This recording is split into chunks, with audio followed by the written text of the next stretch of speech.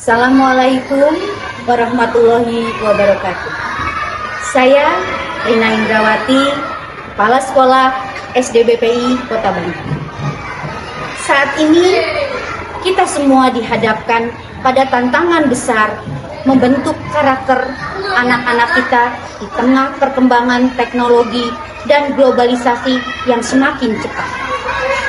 Sebagai kepala sekolah, tugas saya tidak hanya memastikan proses belajar mengajar berjalan dengan baik, tetapi juga membimbing siswa-siswi untuk menjadi pribadi yang berakhlak mulia, disiplin, dan berprestasi.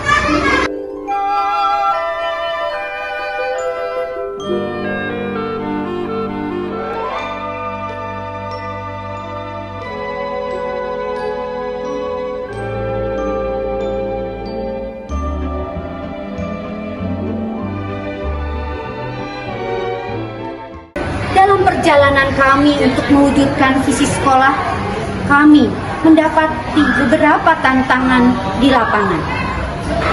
Allahu Akbar, Allahu Akbar. Di SDBPI, jadwal istirahat diberikan 2 kali selama proses belajar mengajar. Istirahat kedua yang lebih panjang dari istirahat pertama dimaksudkan agar siswa dapat beristirahat sejenak, makan, dan bagi siswa muslim melaksanakan sholat zuhur yang bertepatan dengan masuknya waktu azan. Namun dari pengamatan saya sebagai kepala sekolah, tampaknya masih banyak siswa yang terlarut dalam kegiatan bermain maupun bersantai di kantin.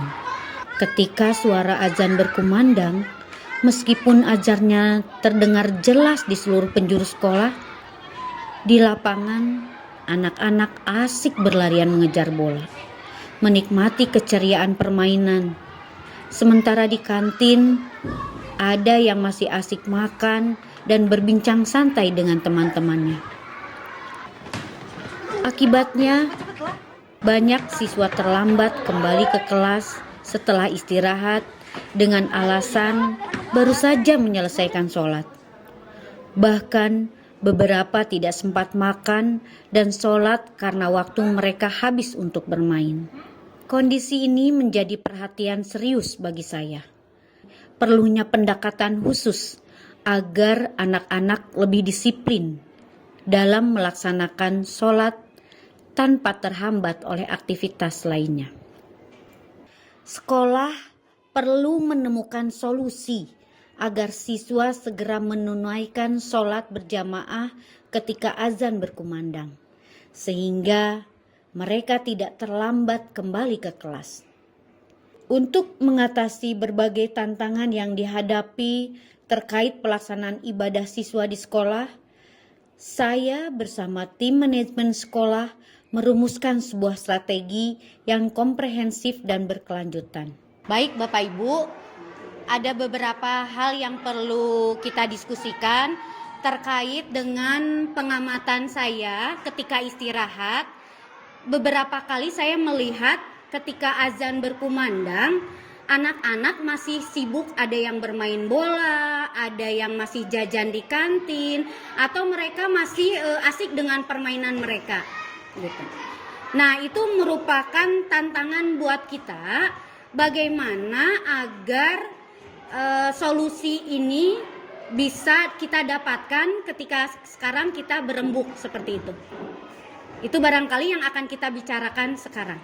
Kondisi ini menjadi perhatian yang serius bagi kita semua, tim manajemen SDBPI, mengingat sholat itu adalah kewajiban utama bagi umat muslim yang harus dilaksanakan tepat waktu. Saya menyadari perlu pendekatan khusus agar anak-anak lebih disiplin dalam melaksanakan sholat tanpa terhambat oleh aktivitas yang lain. Selain itu juga sekolah mempunyai tantangan memantau pelaksanaan ibadah sholat di rumah dan pencapaian target hafalan Al-Quran yang seharusnya diperoleh oleh siswa. Maka kita harus membicarakan strategi yang baru untuk memastikan siswa dapat menjalankan ibadahnya lebih baik di sekolah maupun di rumah. Langkah selanjutnya yang kami ambil adalah berdiskusi dengan para guru agama untuk menyusun sebuah panduan yang praktis namun efektif. Bapak Ibu, setelah kita membuat program POT, Pray on Time, maka pembiasaan sholat anak-anak dan ibadah yang lain di rumah juga perlu dikawal, perlu dibimbing. Kita sekarang harus membuat format agar mengetahui progres anak-anak beribadahnya di rumah. Saya percaya pada Bapak dan Ibu sebagai guru agama bisa membuat format itu dan bisa bekerja sama nanti dengan orang tua sehingga progres anak bisa terlihat. Guru agama SDBPI akhirnya berhasil menciptakan sebuah inovasi penting dalam pendidikan karakter berbasis religius melalui pembuatan buku amalanku atau buku setoran hafalan. Buku ini berfungsi sebagai jurnal harian ibadah dan hafalan, membantu siswa mencatat dan melaporkan kegiatan ibadah sehari-hari serta progres dalam menghafal Al-Quran. Setelah sholat berjamaah, guru agama memeriksa buku amalanku yang telah diparaf oleh orang tua untuk menilai sejauh mana siswa menjalankan ibadah di rumah. Evaluasi mingguan juga dilakukan untuk memastikan bahwa setiap siswa mencapai target hafalan dan melaksanakan sholat dengan baik. Setelah beberapa bulan implementasi, dampak positif dari program ini mulai dirasakan oleh seluruh komunitas sekolah, terutama siswa dan orang tua. Anak-anak kini menunjukkan disiplin yang lebih tinggi dalam menjalankan sholat tepat waktu. Dukungan dari pembina dan pengurus yayasan sangat signifikan. Mereka menyetujui dan berkomitmen untuk segera membangun masjid guna mendukung kegiatan yang dapat menampung semua siswa. Hal ini menunjukkan bahwa keberhasilan program POT tidak hanya melibatkan sekolah, tapi juga melibatkan seluruh ekosistem pendidikan, termasuk orang tua dan yayasan. Perkenalkan, saya orang tua siswa dari SDBPI.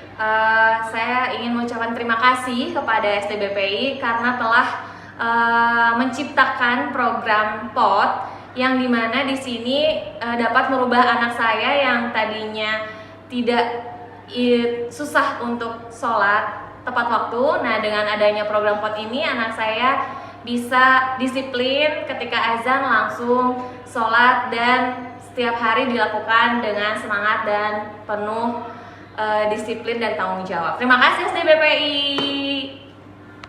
Dengan adanya program POT, peserta didik menjadi lebih sadar terhadap tanggung jawabnya sebagai seorang muslim, yaitu sholat tepat waktu. Melalui program POT dan buku amalanku, kami telah melihat perubahan positif pada kebiasaan beribadah siswa, baik di sekolah maupun di rumah. Program ini menjadi solusi nyata atas tantangan sebelumnya yang kita hadapi, terutama dalam membentuk disiplin spiritual yang berkelanjutan.